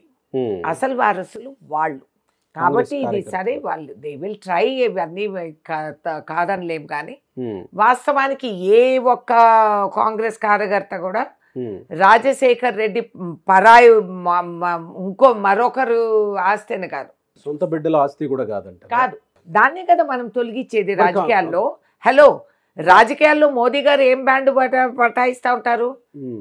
సో నా ఇప్పుడు అదే చెప్తున్నాం మేము. ఇక్కడ కూడా కాంగ్రెస్ పార్టీ మీద రాజశేఖర్ రెడ్డి మరణం వెనక కొన్ని అనుమానాలు ఉన్నాయని కూడా మొన్న కూడా మాట్లాడుతున్నారు సజ్జల రామకృష్ణారెడ్డి. ఎవరికి ఉన్నాయంటే అనుమానాలు? ఎందుకు? కాంగ్రెస్ పార్టీ ఎట్లా వారసత్వం అవుతుంది రాజశేఖర్ రెడ్డికి? ఆయన మరణం మీదే అనుమానాలు ఉన్నాయట. అంత పెద్ద స్టేట్మెంట్. అనుమానాలు ఉన్నవాడు ఏం చేశాడు? ఇంతవరకు గడ్డి మేశారా? ఎందుకు వై డిడ్ంట్ కంప్లైన్? ఈయన దగ్గర అంత ఇన్ఫర్మేషను, ఇంత టెక్నాలజీ ఏడిసింటే వెళ్ళి కేసు పెట్టు. అనుమానాలు వచ్చింది నీ మీద. రాజశేఖర్ రెడ్డి గారు చుట్టూ ఉన్న ఇమ్మీడియట్ వాళ్ళ మీద అనుమానాలు వస్తాయండి, అపోహలు, అనుమానాలు. వాళ్ళు కదా దగ్గర ఉన్నోళ్ళు. మరి ఈయన దగ్గర ఇంత ఇన్ఫర్మేషన్ ఉంటే ఆయన చెప్పమను. కాంగ్రెస్ వాళ్ళు ఎవరు లేరు కాబట్టి చెప్పుకోమనండి. ఈ కథలు, ఈ డ్రామాలు, ఈ డిటెక్టివ్ స్టోరీలు, టీవీ సీరియల్ రాసుకుంటే కాస్త ఫ్యూచర్ అన్న ఉంటుంది. ఎలాగూ రాజకీయ భవిష్యత్తు అవుట్ కాబట్టి మంచి నేను ఆయనకు చెప్తున్నా సలహా, రాసుకో. ఈ నాటకాలు, ఈ గూటకాలు, ఈ సీరియళ్ళు ఏం చేసావు మరి నువ్వు? నీకు నిజంగానే ఇన్ఫర్మేషన్ ఉండి అనుమానాలు ఉంటే why you didn't file case? ఎందుకు? ఓన్లీ ఎలక్షన్ అప్పుడు గుర్తొచ్చాయా అనుమానాలు? కాంగ్రెస్ పార్టీ వచ్చినప్పుడు అనుమానాలు, లేకపోతే అవమానాలు. వారే వా, ఎవరు నమ్ముతారండి ఇట్లాంటోళ్ళని? అందుకే ఇలా మాట్లాడే పోతారు. మీ మీద కూడా సోషల్ మీడియా దాడి జరిగింది అనుకుంటా కదా మీరు జగన్మోహన్ రెడ్డిని మాట్లాడినప్పుడు? బోల్డ్ ఆయనే ఉష్ చేస్తాడు, ఆయన అలవాటు ఇది. ఎవరన్నా కనిపించేటప్పటికి తెర మీద ఆయన నోరెప్పుడు. ఆయన మోడస్ ఆపరాండి. దొంగల్ని పోలీస్ స్టేషన్లో పెట్టినప్పుడు, దొంగతనం జరిగినప్పుడు పోలీసు వాళ్ళు పట్టేస్తారు. ఎట్లా? మోడస్ ఆపరాండి. ఇక్కడ ఆపరేట్ చేసే విధానం, దొంగలకి ఒక డిజైన్ ఉంటుంది, ఒక ప్యాటర్న్, ఒక్కొక్క గుంపుకి ఒక్కొక్క రకంగా. సో మోడస్ ఆపరాండి అంటారు. ఇది జగన్మోహన్ మోడస్ ఆపరాండి. అంటే సొంత చెల్లి కాంగ్రెస్ పార్టీ అధ్యక్షురాలుగా బాధ్యతలు తీసుకుంది, సొంత తండ్రి కాంగ్రెస్ పార్టీ అధ్యక్షులుగా ఇక్కడ ముఖ్యమంత్రిగా ఉన్నారు. మరి అది లెక్క. నేను అదే అంటున్నా. ఆమె జగన్మోహన్ రెడ్డి మీద ఆరోపణలు చేస్తే ఈమె మీద క్యారెక్టర్ అసాసినేషన్ కి దిగారు 2-3 రోజులు. అవునండి, అది అలవాటే. ఆడమనిషి ఎక్కడ నిలబడినా, సీతమ్మ కాలం నుంచి సీతమ్మ శీలాన్ని ఎవిడెన్స్ అడిగిన వాళ్ళు ఎదవలు అప్పుడు ఉన్నారు, ఇప్పుడు ఉన్నారు. ఏం దొరకకపోతే ఒక ఆడమనిషి మీద, ఆమె క్యారెక్టర్ మీద ఆ బండాలు వేసేస్తారు. I will not tolerate. షర్మిలానే కానీ ఏ మహిళ అయినా కానీ ఈ విధంగా లూజ్ టాక్ ఒక మహిళ క్యారెక్టర్ మీద మాట్లాడితే చెప్పు దెబ్బలకు గురవుతారు. నువ్వెవడు రా సర్టిఫికెట్ ఇవ్వడానికి? నువ్వెవడు? నీ బతుకెంత? నీ క్యారెక్టర్ ఎంత? మేము సవాల్ చేయమా? ఏం మాట్లాడుతున్నారండి? వీక్గా ఉండి బలహీనులే ఎదురు ఆడదాని మీద ఏలెత్తి చూపిస్తారు. వీళ్ళ బలహీనత్వానికి మేమేం కట్టుబడిగా ఉండనక్కర్లేదు. యూస్లెస్ క్యారెక్టర్స్ వీళ్ళెవరు? Who are they to question any women? అంటే ఇల్లు గడప దాటి బయటకు వచ్చిన ప్రతి ఆడది వీళ్ళు ఆడుకుండేదానికి మేము వచ్చామా? వీళ్ళు ఎంటర్టైన్మెంట్కి వచ్చామా? పళ్ళు ఊడిపోతాయి, జాగ్రత్త, ఖబర్దార్. ఏ ఆడదని నువ్వు సమానంగా మాట్లాడు రే, లేకపోతే నీ క్యారెక్టర్ గురించి మేము చెప్తాం. ఇదొక అలవాటు అయిపోయింది. ఏ ఆడ మనిషి రంగంలోకి వచ్చినా ఏం లేకపోతే అంటే వాళ్ళు చెప్పేటప్పటికి మేము నలిగిపోతాం, కులిగిపోతాం, చేతులు నలగ కొట్టుకొని ఏడుస్తూ ఉంటామని అనుకుంటున్నారేమో. Not at all. మాకు సీతమ్మ తల్లి ఆదర్శం. కానీ చంద్రబాబు సతీమణి మీద కూడా అదే జరిగింది కదా. నేను అప్పుడు కూడా రియాక్ట్ అయ్యాను. ఎవరు దొరకపోతే ఆడవాళ్ళ పైన దాడి చేస్తారా మీరు? మగవాడితో పోరాటే సెత్తా లేని అదవులందరూ. కానీ దాన్ని దాటుకుని ఆవిడ జనాల్లోకి వచ్చారు నిజం గెలవాలి పేరుతో. హ్యాట్స్ ఆఫ్, ఆఫ్ కోర్స్ రావాలి. నందమూరి కూతురామా ఏంటి, సమాన హక్కులు ఇచ్చిన నందమూరి తారక రామారావు మహిళలకి తండ్రి ఆస్తిలో తాత ఆస్తిలో కూడా హక్కులు ఇచ్చారు, సమాన హక్కులు. ఎందుకు ఆమె చేతులు నలుపుకుంటూ ఇంట్లో కూర్చోవాలి? అది కోరేది వాళ్ళు. సవాలే లేదు, సవాలే లేదు. నేను ఉన్నానని కదం తొక్కారు. Hats off, very good. So ఇలాంటి పోరాటం ఆంధ్రప్రదేశ్లో కాంగ్రెస్ పార్టీ తరఫున రేణుకా చౌదరి గారు కూడా వెళ్ళి షర్మిలకి ఏమైనా సపోర్ట్ చేసే అవకాశం? దాంట్లో అనుమానం ఎందుకు? ప్రశ్న. Andhra Pradesh let's Sharmila settle down. తను పిసిసి నువ్వు రా అంటే వెళ్ళాల్సిందే. దాంట్లో రెండో ఆలోచన ఎందుకు? రమ్మని పిలవాలా మీకై మీరు వెళ్తారా? I'm ready to go now. కాకపోతే వాళ్ళ ప్రోగ్రాంలు ప్లాన్స్ ఉంటాయి. నేను ఒంటరిగా వెళ్ళాడు చేసేది ఏంటి? వాళ్ళు పిలిస్తే గ్యారంటీగా వెళ్తాం. దాంట్లో అనుమానం. She's the PCC. సో ఆ ప్లానింగ్ అంతా తను చేయాలి కదా. రేణుకా చౌదరి గారికి కేవలం తెలంగాణలో మాత్రమే కాదు, నేను గతంలో కూడా ఈ ప్రశ్న అడిగాను, ఇప్పుడు అడుగుతా. ఎందుకంటే నేను సీరియస్గా అడుగుతున్నా. చెప్పండి. రేణుకా చౌదరి గారికి కేవలం తెలంగాణలో కాదు, రేణుకా చౌదరి గారు అమరావతికి మద్దతు ఇచ్చిన, రేణుకా చౌదరి గారు ఆంధ్రప్రదేశ్లో మహిళలకు ఏదన్నా అవమానం జరిగితే స్పందించిన ఈ తీరు మీకు అక్కడ కూడా ఫ్యాన్స్ని ఏర్పాటు చేసింది, ఫ్యాన్స్ తయారయ్యేలా చేసింది. సో మీరు ఆంధ్రప్రదేశ్లో పోటీ చేయడానికి సీరియస్గా ఏమన్నా కాంగ్రెస్ పార్టీ అడిగితే సీరియస్గా ఏమన్నా ప్రయత్నిస్తారా? మీకు ఆంధ్రప్రదేశ్ మూలాలు కూడా ఉన్నాయి. కందుకూరు లాంటి నియోజకవర్గం పలుకూరు మీ పూర్వీకులది అని కూడా వింటూ ఉన్నాం. అలాంటి కాన్స్టిట్యున్సీస్లో ఏమన్నా మీరు వెళ్ళడానికి అవకాశం ఉంటుందా? మీరు గత చరిత్ర అంత తొందరగా మర్చిపోయారు. 10 సంవత్సరాలు అయింది రాష్ట్రానికి విభజన వచ్చి. అవును. అంతకుముందు అందరం కలిసి ఉన్నవాళ్ళు. అవును కదా, తెలుగు జాతి వాళ్ళమే. సో అక్కడ నేను ఆ రోజుల్లో నేను చేసిన ప్రయత్నాలు, అక్కడ చేసిన అడ్వెంచర్స్ అందరికీ గుర్తు. వైజాగ్ కేంద్రంగా. వైజాగ్ కాదు, నేను కడప వెళ్ళాను, లద్దగిరి పోయినాను, అక్కడ పులివెందలు వెళ్ళాను. నేను ఆ ఏరియాలో నేను చేసిన అడ్వెంచర్స్ మీరేం చూసారు సార్? ఇక్కడంతా సప్పసప్పగా చూశారు. అక్కడ నేను ఒక పేరు సంపాదించుకున్నా, కష్టపడి పేరు సంపాదించుకున్నా. మరి అక్కడ ఎవరు నన్ను మర్చిపోలేదు. నేను సర్ప్రైజ్ అయినా. మొన్న ఈ మధ్యకాలంలో ఆ మధ్య వెళ్ళినప్పుడు కూడా పోలీసు సిబ్బందులు నా కారుకి అడ్డాలు పెట్టేశారు. నేను బండి ఆపి చెప్పాను, నేను వెనక్కి పోను, నా బండిలో రివర్స్ గేర్ లేదు, వెళ్తే ముందే వెళ్తా. మర్యాదగా బ్యారియర్ తీస్తే నీ ఉద్యోగం మిగులుతుంది, లేకపోతే నాతో నువ్వు ఘర్షణ పడాలి. అంతే, కరెక్ట్. కాబట్టి నేను తిరిగి వెళ్ళడం అని. మేడం లేదు మేడం, మాకు పైన నుంచి ఆర్డర్స్ ఉన్నాయి అంటే పైన నుంచి పిలువు అన్నా. ఎవరు ఆర్డర్ ఇచ్చిన ఆయన. సో వాళ్ళు వచ్చి చూసి, మేడం మీరా, చాలా రోజుల తర్వాత కనిపించారు మేడం అని ఎంతో అనుబంధంగా వాళ్ళు మాట్లాడారు. వాస్తవానికి నేను అక్కడ ప్రతి గల్లీ తిరిగింది దాన్ని ఆంధ్రాలో. నేను తిరగని ఊరు ఎక్కడా లేదు. మీ పూర్వీకులు పలుకూరేనా, కందుకూరు? మా మదర్ ఫాదర్ బహుశా ఆయన కలెక్టర్గా ఉండేవారు. అప్పుడు ఉమ్మడి రాష్ట్రం కదండి, ఉమ్మడి రాష్ట్రం కాబట్టి అక్కడ కలెక్టర్గా వెళ్ళారు. అక్కడే మద్రాసు రాష్ట్రంలో ఉండేది మొత్తం అంతా. ఇక్కడ హైదరాబాద్ సెక్రటేరియట్ లో కూడా కలెక్టర్ ఎవరో చెప్తే విన్నాను నేను. ఇట్స్ ట్రూ, అది కరెక్టే. రామస్వామి చౌదరి, వీరస్వామి చౌదరి, వీరస్వామి నాయుడు గారు, వీరస్వామి నాయుడు వారు. He was in Hyderabad secretariat also. నా చిన్నప్పుడు ట్రాక్టర్ డ్రైవింగ్ నడిపేటప్పుడు చేసేటప్పుడు ఆయనే నేర్పించింది, అవకాశం ఇచ్చింది. తీసుకెళ్ళిన నా చెట్టు కింద కార్లో పడేసేవారు. పైకి వెళ్ళి ఆ ఫైల్స్ ఇప్పుడే సైన్ చేసి వస్తానని గంటలు వచ్చేవారు కాదు. నాకు ఎంత విరక్తో. అదే పలుకూరు ఎప్పుడన్నా వెళ్ళారా? వెళ్ళాను. అక్కడ కరెంట్ లేదు ఆ రోజుల్లో. Okay. There was no electricity. సాయంత్రానికి అందరూ పెట్రోమాక్స్ లైట్లు పెట్టుకొని వచ్చేవారు. అండ్ ఈయన వచ్చారని, తాతగారు వచ్చారని ఊరోళ్ళ గ్రామస్తులందరూ పెద్దవాళ్ళందరూ వచ్చి కూర్చుండేవాళ్ళు చీకట్లో. బయట అంతా లైట్లు పెట్టేవారు, తెగ దోమలు తిరిగేటివి. అండ్ ఆ రోజుల్లో ఆ ఇళ్లల్లో బాత్రూములు బయట ఉండేటివి. అండ్ సో మాకు కాన్వెంట్ స్కూలును సిటీల్లో పెరిగిన వాళ్ళకి అది నాకు చాలా వింతగా చాలా నచ్చేది ఆ లైఫ్.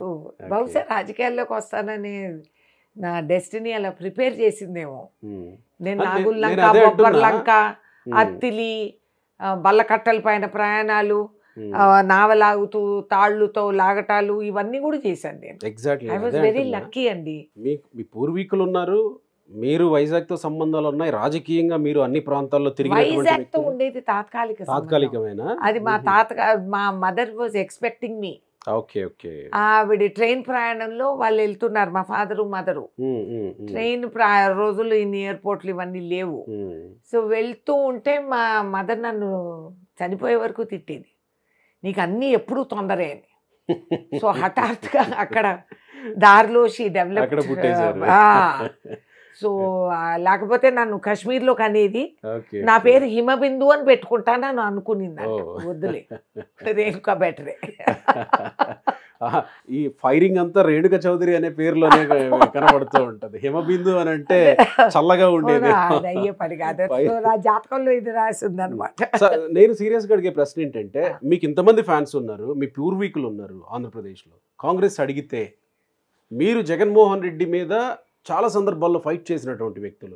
డెఫినెట్గా తెలంగాణ కోడలిని నేను ఇక ఆంధ్రతో నాకు సంబంధం లేదని చెప్పిన షర్మిలనే ఇప్పుడు ఆంధ్రప్రదేశ్ ప్రజలు ఆదరిస్తున్నారు, పార్టీలో జాయిన్ అవుతున్నారు ఎమ్మెల్యేలు కూడా. మీరు వస్తే కూడా ఆదరిస్తారేమో కదా, మీకు పార్టీ అవకాశం ఇస్తే రమ్మంటే మీరు వచ్చే అవకాశం ఉంటుందా ఆంధ్రప్రదేశ్కి? పార్టీ అధిష్టానాన్ని కాదనే అర్హత నాకు లేదండి, నాకు అధికారం కూడా లేదు. కాబట్టి నేను ఒక సైనికుడిగా ఉన్నట్లు నేను కూడా ఒక సైనికురాలుగా ఉన్నాను కాంగ్రెస్ పార్టీకి. మరి ఖర్గే గారు ఒక నిర్ణయానికి వచ్చి, ఇవాళ వారు మా ప్రెసిడెంట్ కాబట్టి వారు ఒక నిర్ణయానికి నేను వచ్చాను, నువ్వు వెళ్ళు అంటే యూ హ్యావ్ టు గో. దాంట్లో అనుమానము రెండో ఆలోచన ఎందుకు వస్తుంది? పార్టీని బలపరిచేదానికి ఏదైనా మున్సిపల్ కార్పొరేషన్ నుంచి మొదలెట్టింది నాకు ఇట్ మేక్స్ నో డిఫరెన్స్. అది వేరు మాట. Makes no difference. I'm ready for any fight as long as Congress party బలపడుతుంది. దట్ ఈస్ మై లక్ష్యం. ఇండివిజువల్గా ఎన్ని రోజులండి, భగవంతుడు ఇచ్చిన ఆయుస్ ఇప్పుడు ఉంటానా రేపు ఉంటానా లేదా మనకు తెలియదు. అది ఏ గ్యారంటీ లేదు మనకి లైఫ్లో. పుట్టినరోజే ఫుల్ స్టాప్ కూడా పెట్టి పంపిస్తాడు భగవంతుడు. కాబట్టి ఎప్పటి వరకు ఎవరికి తెలుసు? పాపం కోవిడ్లో అంత అమాయకంగా అంత చిన్న వయసు వాళ్ళు, ఆ తర్వాత అంత చిన్న జిమ్ములు చేసి డైటులు చేసి బతికిన పిల్లలు కూడా టపా అని ఎగిరిపోయినారు. So don't take life for granted.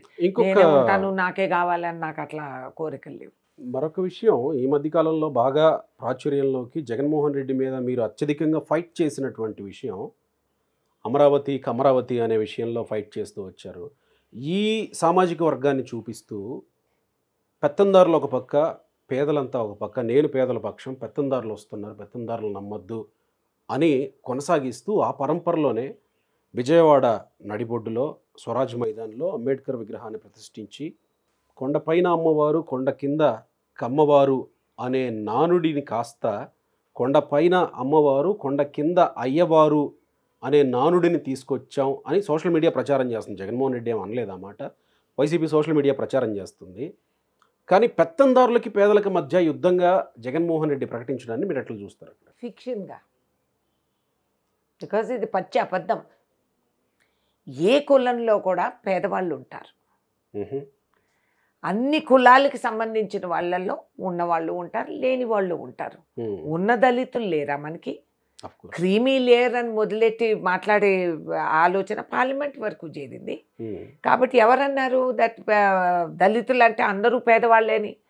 బాగున్న వాళ్ళు, సగం కర్ణాటక కొనుక్కున్న వాళ్ళు కూడా ఉన్నారు. There are lot of wealth to Dalits. We are proud.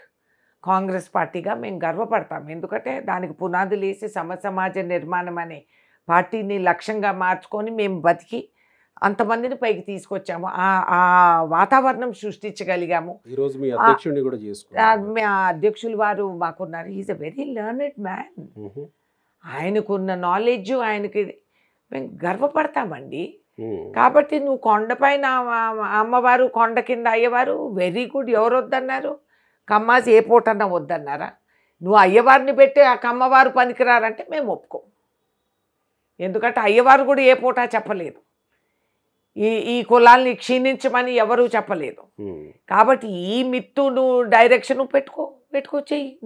నువ్వు పెట్టినంత మాత్రాన్ని మేమేమి కరిగిపోవటం లేదు, తరిగిపోవటం లేదు. మేము చేసే పనులు అసలు అంత దౌర్భాగ్యుడు, మూర్ఖుడు కాకపోతే ఆయనకు వాస్తవాలు తెలియదు. It is only the Kammas who are integrationist. Forward కాస్ట్లో దళితుల్ని వివాహం ఆడి అన్ని కులాల్ని ఇంటర్ కాస్ట్ మ్యారేజెస్ జరిగి అందరి పిల్లల్ని చదివిపించి ఎడ్యుకేషన్ ఇన్స్టిట్యూట్స్ ఏర్పాటు చేసి అగ్రికల్చరల్ ప్రాక్టీసెస్ చేసి భూస్వాములుగా ఉండి భూములు పంచింది ఓన్లీ కమ్మాస్. హిస్టరీ తెలిసి ఏడిసింటే కదా. ఎప్పుడన్నా చదువుకొని ఉండింటే టీచర్ని బాధేసి హైదరాబాద్ పబ్లిక్ స్కూల్లో వాళ్ళపైన కేసులు పెట్టి దౌర్జన్యాలు చేస్తే ఇదే సావు, చదవేస్తే ఉన్నమతిపోయినట్టు. కాబట్టి అమరావతికి కమ్మవారికి హిస్టారిక్ రిలేషన్షిప్ ఉంది. ఏం మాట్లాడుతున్నాడు ఆయన? ఆ పెత్తందారు దేనికయ్యా పెత్తందారి? ఆ ఊరు నడిపితే అందరినీ చూసుకుంటారు ఆ గ్రామంలో. ఓన్లీ కమ్మవారే బతుకుతారు ఆ గ్రామంలో. తెలియక ఎప్పుడన్నా గ్రామంలో బతికింటే ఆయనకి వాస్తవాలు తెలిసి వచ్చిండేది. తెలియక మాట్లాడుతూ ఉంటాడు. బండారం బయట పెట్టుకుంటున్నారు. కాస్త తగ్గించి కాన్సన్ట్రేట్ చేసుకుంటే ఆయన భవిష్యత్తుకు మంచిది. సో ఆంధ్రప్రదేశ్లో ఎవరు అధికారంలోకి వస్తారని మీకు అనిపిస్తుంది ప్రస్తుతం? ఏమండి, ఇప్పుడు నేను జోష్యం చెప్పలేను. ఇంకా 4 రోజులకి ఐ విల్ టెల్. ఎందుకని? ఆల్రెడీ జనాలు ఫిక్స్ అయిపోయారనే చర్చ. ఎవరు ఫిక్స్ అవ్వలేదండి. Public are watching. తక్కువ అంచనా వేయొద్దండి. ఏ పబ్లిక్ హే ఏ సబ్ జాన్తే అని ఒక పాట ఉంది. కాబట్టి ఇప్పుడే అన్ని మనం నిర్ణయాలు హూఆర్వి మేమెవరు? మేము మీడియా కాదు, మాకు టీఆర్పీ రేటింగ్ నడవలేదు. మీరు ప్రతిసారి వాస్తవం కదా, వాస్తవం. మీరు చర్చలు అనాలిసిస్ ఏమేమో చెప్పేస్తూ ఉంటారు, మేము నవ్వుకుంటూ ఉంటాం. ఎందుకంటే ప్రజానాడి మా చేతిలో ఉంది, మాకు తెలుసు వాస్తవాలు. కాబట్టి ఇట్స్ ఆల్ రైట్, అవన్నీ నడుస్తూ ఉంటాయి. But I want to observe. కొన్ని చేంజెస్ జరిగాయి. Let us see how this develops. ఏంటి కాంగ్రెస్ పార్టీ అస్త్రాలు ఏమవుతాయి ఆంధ్రప్రదేశ్లో? మేము ఇప్పుడే చెప్తే వెళ్ళాము, అవసరం చెప్తాం. రైట్. ఇక తెలంగాణ విషయానికి వస్తే పార్లమెంట్ ఎన్నికలు రాబోతున్నాయి. పార్లమెంట్ ఎన్నికలు సారు కారు 16 గత ఎన్నికల్లో నినాదం. ఈసారి ఆ నినాదం వస్తే బీఆర్ఎస్ పార్టీ ఎన్ని సీట్లు గెలిచే అవకాశం ఉంది? కాంగ్రెస్ ఎన్ని సీట్లు గెలిచే? జోస్యం చెప్పమని అంటారు. నేను చెప్తున్నాను మా లక్ష్యం ఏంటనేది. 17కు 17 గెలవాలి అనే ధీమాలో మేము రంగంలోకి దిగుతుంటాం. We're not going to concede or yield even 1 seat. అదే మా లక్ష్యంగా పెట్టుకొని మేము దిగుతున్నాం రంగంలో. ఎందుకు ఇవ్వాలి? We are going to win all 17 అనే దీంట్లోనే మేము నమ్మకం. తెలంగాణ ప్రజలు 17కు 17 ఎందుకు ఇవ్వాలి మీకు? ఎందుకంటే మేము చెప్పినవన్నీ చేసి చూపిస్తున్నాం. There is a clean government going on just now. మంచి రోజులు ఇవి మనకి మంచిది, మన మేలు, మన భవిష్యత్తుకు మంచిది. మన పిల్లలకు ఉద్యోగ అవకాశాలు, ఆడవాళ్ళకు ఉచిత బస్సు. మీరు కౌలు రైతుకు జీవితంలో ఫస్ట్ టైం కౌలు రైతు బాగుపడుతున్నాడు. ఆయనకు ఒక రక్షణ దొరికింది కాంగ్రెస్ పార్టీలో. రైతు విధానాలు, టెక్నాలజీ, సైన్స్ ఇవన్నీ తీసుకొచ్చింది కాంగ్రెస్ పార్టీ అని ప్రజలు కూడా కోరతారు. స్థిమితమైన ప్రభుత్వం మనకు కావాలి, రాష్ట్రాన్ని కాపాడుకోవాలి అనుకుంటే బెటర్ టు గెట్ కాంగ్రెస్. పైన కింద రాష్ట్రంలో ముఖ్యమంత్రి ఎవరు కావాలో నిర్ణయించుకున్నారు రాష్ట్ర ప్రజలు, కాంగ్రెస్ ముఖ్యమంత్రి నిర్ణయించుకున్నారు.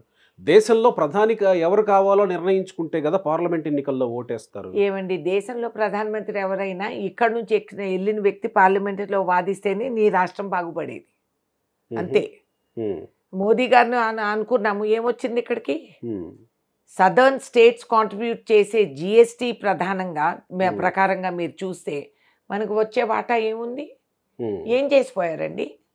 కేంద్రాన్ని 10 సంవత్సరాలు వేసిన ఓట్లు ఏమైంది? ఏం తీసుకొచ్చారు? నేను తీసుకొచ్చా. ఆ రోజుల్లో కూడా రాష్ట్రంలో, కేంద్రంలో దే వాజ్ నో కాంగ్రెస్. అయినా అక్కడ మేము తెలుసుకొని, చర్చించి, వాదించి, గల్లాలు పట్టుకొని నా జిల్లాకి నేను అభివృద్ధి చేశాను. సుమారు 14-15 railway over bridges, under bridges.